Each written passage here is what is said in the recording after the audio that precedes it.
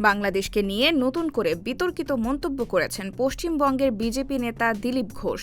তিনি দাবি করেছেন, ভারত বাংলাদেশকে নিজেদের অঙ্গ মনে করে এবং দুই দেশের সম্পর্কের অবনতিতে সবচেয়ে বেশি ক্ষতি হয়েছে বাংলাদেশের। পাশাপাশি তিনি বলেন, বাংলাদেশের চিকিৎসা ব্যবস্থা দুর্বল, শিল্প কারখানা নেই এবং ভারতীয় ব্যবসায়ীরাই বাংলাদেশের বাজারে গুরুত্বপূর্ণ পণ্য সরবরাহ করে।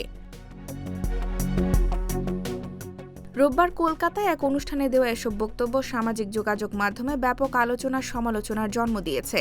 অনেকেই মন্তব্যগুলোকে বাংলাদেশের অর্থনীতি ও সার্বভৌমত্বকে খাটো করার চেষ্টা হিসেবে দেখছেন, আবার কেউ কেউ এটিকে রাজনৈতিক বক্তব্য বলে উল্লেখ করছেন। দিলীপ ঘোষ আরও বলেন, দুই দেশের মধ্যে ভিসা ও বাণিজ্য স্বাভাবিক হলে উভয় দেশই লাভবান হবে। তবে তার মন্তব্য ঘিরে বাংলাদেশে নানা প্রতিক্রিয়া তৈরি হয়েছে এবং বিষয়টি নিয়ে রাজনৈতিক ও সামাজিক অঙ্গনে বিতর্ক চলছে।